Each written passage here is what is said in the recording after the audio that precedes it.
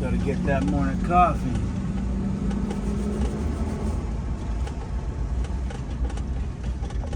Silly squeak. Welcome to Morton's. What can I get you?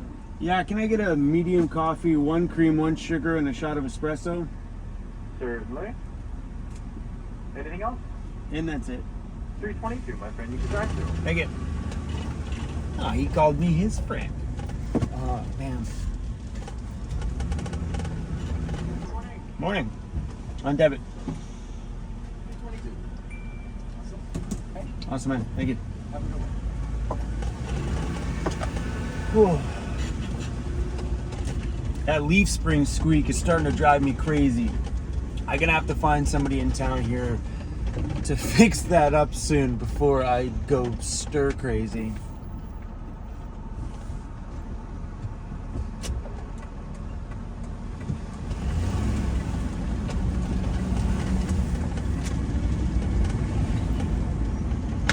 Today there's just a few things I really want to talk to you guys about. One of the topics is actually a little on the serious side, which is always a crappy thing to bring up. But things are going on with Canadian YouTubers, and let's just get that done right out the gate first. I'm just gonna find a parking lot up here to pull over, and we'll talk about something I've been not wanting to talk about this subject, but I think it's got to be talked about. Look at that guy, Cruzy. I'm going to strap this to his collar so he walks around with that dangling, and I might even make Cruzy like a Canada flag cape, because tomorrow is Canada Day. So I'm going to dress our little Cruzy bear up and parade him around so he's super adorable and everybody takes photos of him, because that's what you do with your puppy, right? The last time I did that was on Christmas at a Christmas parade, and that was with Disco in Victoria. It was super cute. I made a whole video of Disco parading around. It was absolutely adorable. Sorry guys, I'm trying to start this video off on a positive light because things are about to not get positive. A subject that I really didn't want to bring up, but I feel like I have to. So in Canada, the government's trying to control what gets shared on YouTube, meaning that us Canadian creators could be at danger of pretty much losing everything. So in Canada, they're trying to pass a bill called Bill C-11, and that'll give the CRTC, which is the governing thing that monitors all radio stations, all TV stations. And what the CRTC does is make sure that it gets distributed to Canadians and make sure that all the content on those platforms like radio is a certain percentage of Canadian content. So I know on radio it's like 25% Canadian or whatever it is, and I don't know what it is like on the TV station side, but the government's trying to control YouTube content, which means they will control on how it gets shared, where it gets shared, and what that means for us Canadian YouTube creators is that our videos might not show up in your feed anymore. So they may only share it to Canadians only, which means if you're watching this in the USA and you're a big fan of our channel, you may never ever get a suggestion from us again, putting every single YouTube creator in Canada at risk at losing everything, because we rely on YouTube to put our content in the right places at the right time to get people to watch so we can continue to grow. You know, YouTube does a fairly decent job at making sure the right people see our content. The CRTC would now control that, which means you guys may never, ever, ever see us again unless you physically type in my name. That means only the fans of the channel would see. No new people would ever come in, and that would be the crush of every YouTube creator in Canada. So I'll leave the links to Bill C-11 down below.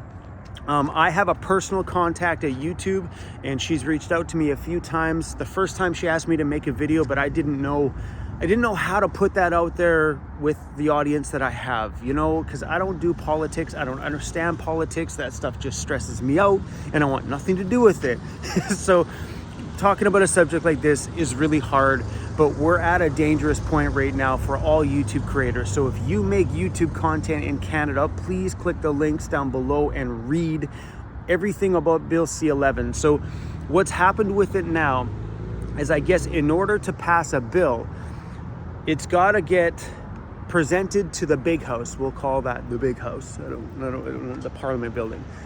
So it has to get read at the big house before they say, yeah, let's move ahead with that. So it's already been read at the big house, and then it goes down to a small committee of all the local party or all the parties, and they rip that bill apart. They go through it, they rip it apart, people talk, people whatever, and they try to iron out the bill a little bit better. Then it goes from there back to the big house. It's already gone that far. So the first reading's been done, the second committee thing's been done, it's already gone back up to Parliament, and I wrote a letter into my local MLA before it hit the second reading. So we all had the chance as Canadian YouTube creators to talk out about it. So I sent in my letter to a local MLA in my area, and then all that stuff gets brought down to the committees and read so they can understand the creator side of this stuff instead of just the big boys in the big offices kind of stuff. So it's now going back up to Parliament, and Parliament has put a pause on it. So they were supposed to make a reading on it, and make a decision. But because of all the pushback from the YouTube creators, they're a little confused on things now. So they decided to put it at a stay, whatever the YouTube lady said. They decided to hold off on it until the fall so they can gather more information. So right now we're at a very critical point. So if you are a YouTube creator in Canada, and this is going to affect your revenue in a huge way, like we could lose it all. I'll leave the links down below. So instead of talking to your local MLA now, they're asking you to send a letter directly to the Senate themselves. So I will be redoing my letter and resending it to the Senate. And there's even a link down there I'll leave for you guys too. So if you're a larger creator and you would like to go sit down with the Senate or apply to sit down with the Senate, you can apply for that. So that would be probably mostly for larger creators, have a bit more of an impact. You know, I'm not sure if I'm at that point, but I'm pretty sure there's lots of Canadians in town that have millions of subscribers that would be better suited to sit in front of Senate and talk about the greater YouTube audience, you know, and how it's going to affect their business.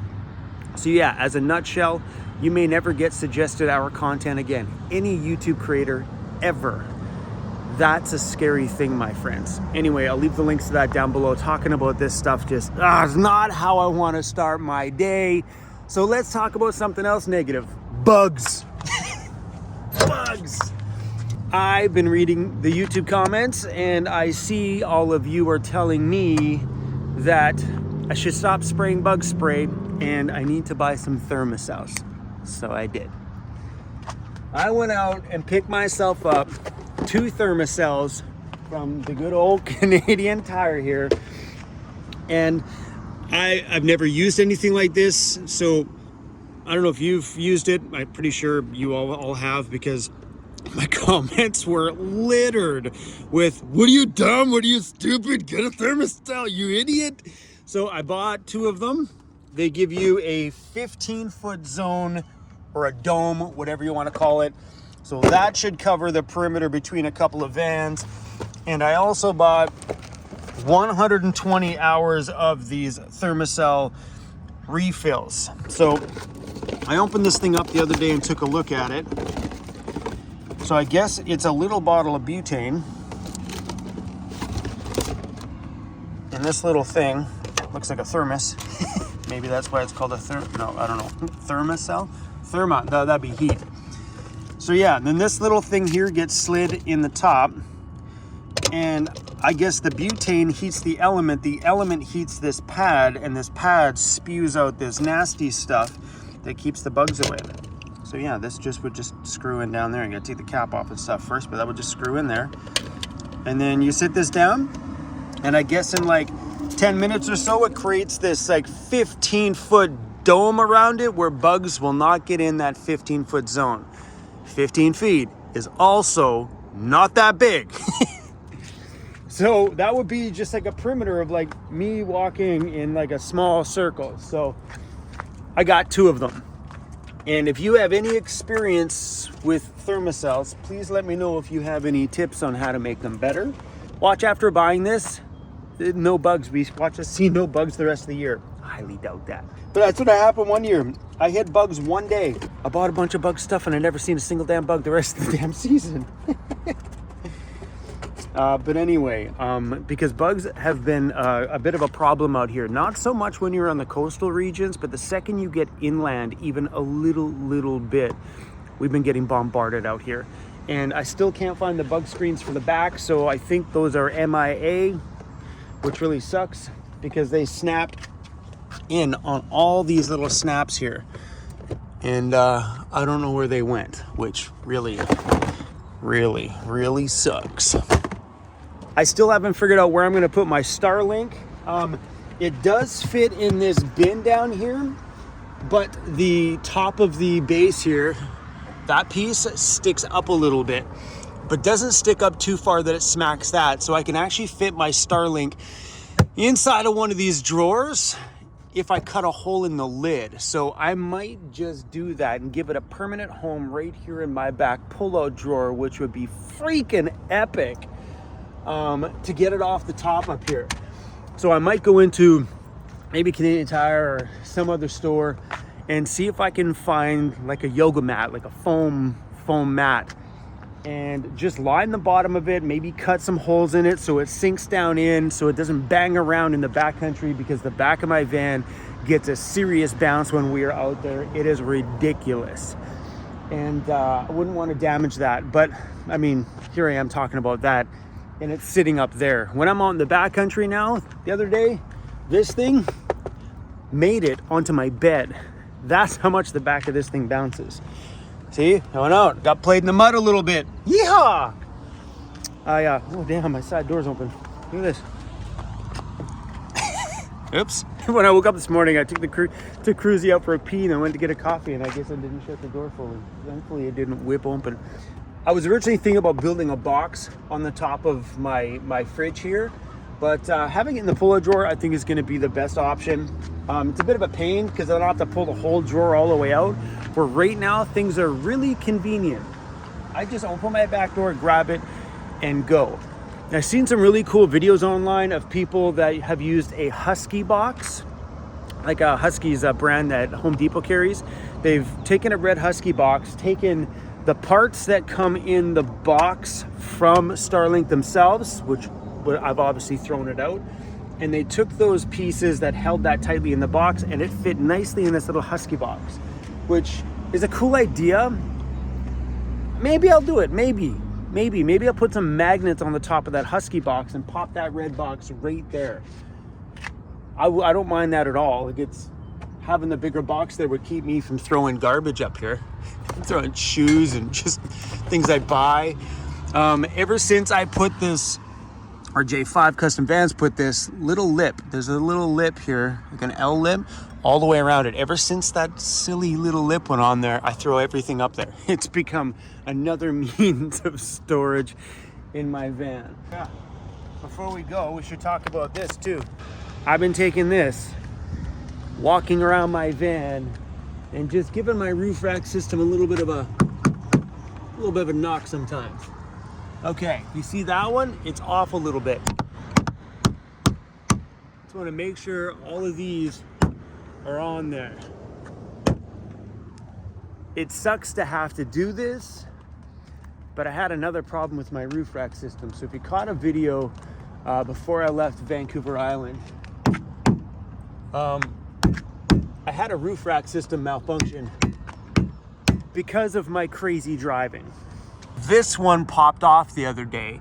It popped off, pulled out, smashed onto here, ripped a hole in the polyurethane coating, split this upper lip here, exposing bare metal on both sides. That's now got a little bit of rust, so I'm gonna have to sand all this stuff out and just do a little minor repair. But this stuff is not something that I can spray on my own, right? This is done at a company, and it sucks when this stuff happens on the road, and the company that did this is in Calgary. But yeah, so what happened is like this came out and pulled off and damaged my very expensive coating on my van. That sucks in a huge way. And I think the problem is everything inside of my rooftop carrier is very heavy right now. And normally I don't carry heavy things in there. It's usually moderately heavy stuff, I guess. Lighter things like a camp chair and, you know, my tire chains and things like that. But right now, because of that brand deal I took with Jackery, I'm dragging around 1200 watts of foldable solar up there for that big battery of theirs. So I think that's what's happening, is as that bounces, it's pulling at the thing, popping them off. That, and I noticed another fault with that Rhino rack system. So Rhino rack, if you're watching this needs to stop. So I don't know if you guys can see the clamp. The clamp on there is not on the bar anymore. Like, look at it, it's not on the bar anymore. So what's happening here is these things are coming unscrewed inside the carrier. When this thing is full, which it is right now, it is packed full. Yeah, it's heavy in here. Get some of this stuff out of here. There's all that solar panel stuff. Okay. So how these carriers are held on, and I think this is just a poor design concept from them, is these things turn until it's tight, and that's the lock. That's it, I think. Yeah, that's it. You push that down and that's how it locks. But you put things on top of this, which means it just pushes it back. And then it just slowly unscrews while you drive, making this thing bounce around, right? This needs to be screwed down. Maybe they've corrected this since I got mine.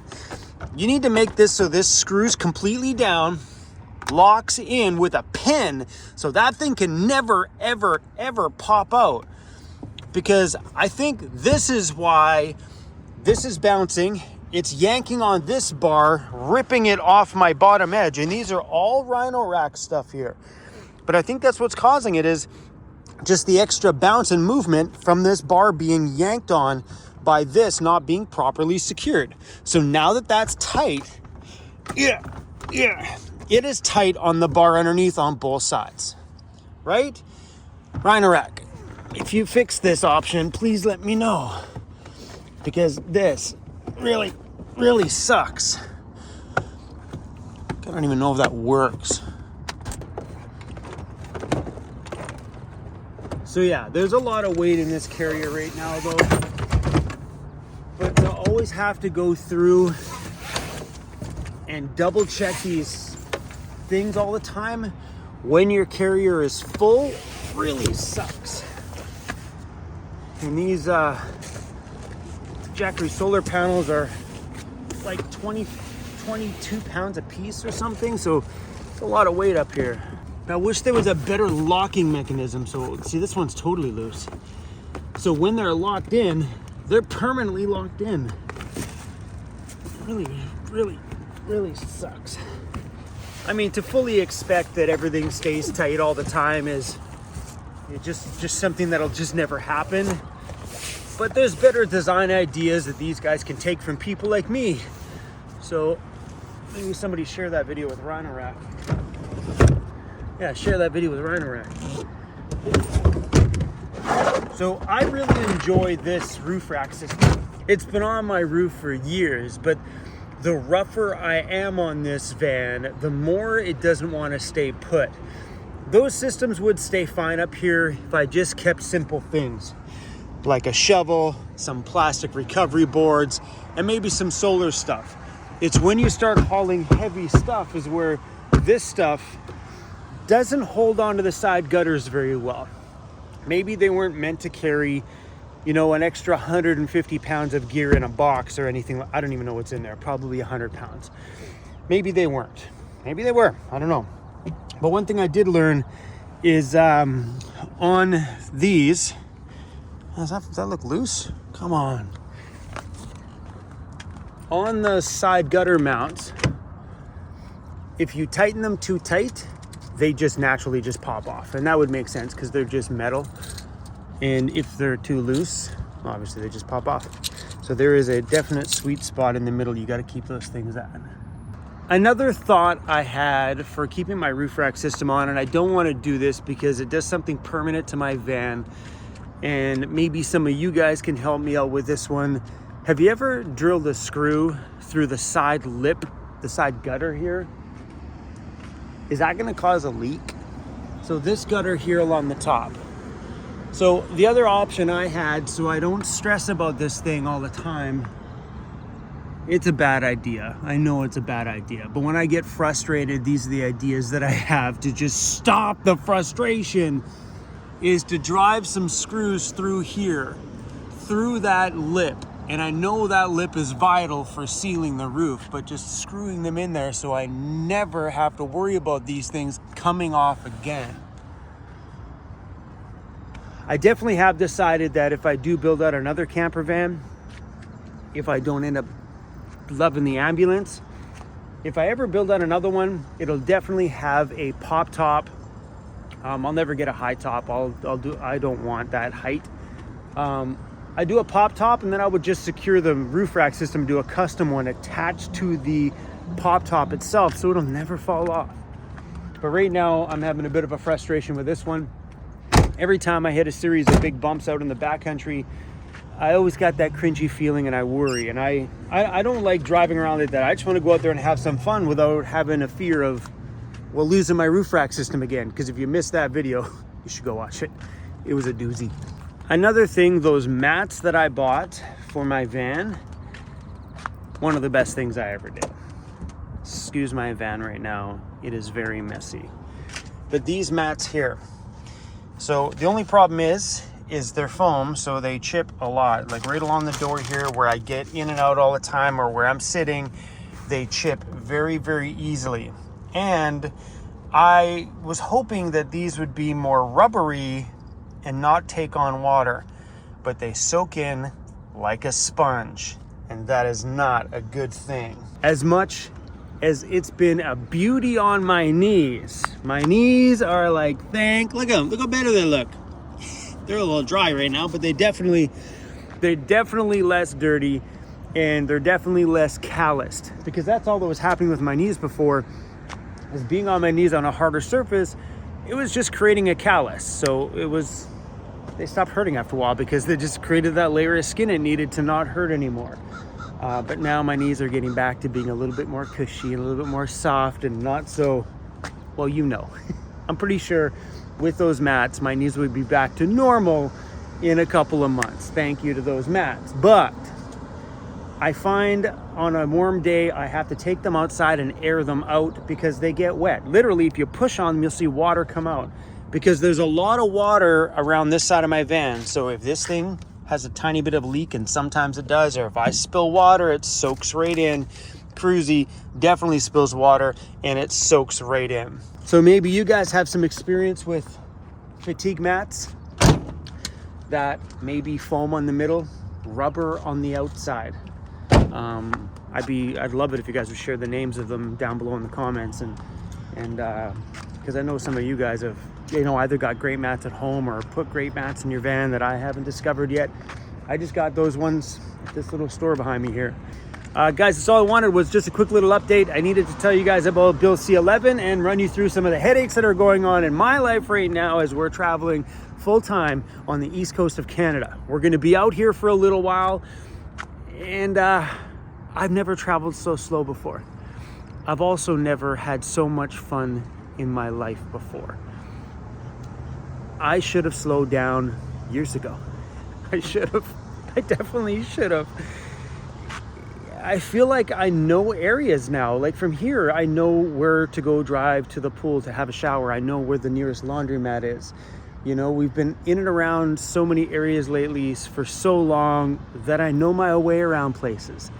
Like when I was in Sydney on Cape Breton, on the island over there, I spent so much time in Sydney that I know my way around town, and that's not normal for me. Usually I roll in, hit the spots, get the footage, and bounce out. Now I feel like I'm actually traveling for the first time in my life at such a nice and slow pace, with a little bit of chaos thrown in there to keep my mind right.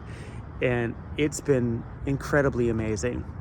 We've met so many awesome people since we've been here in Halifax. Everybody is so friendly out here. If you guys missed yesterday's video, go back and watch it. Halifax is such a rad place. So anyway, tomorrow is Canada Day. We're gonna be downtown Halifax, probably go catch the parade in the morning and see the fireworks at night.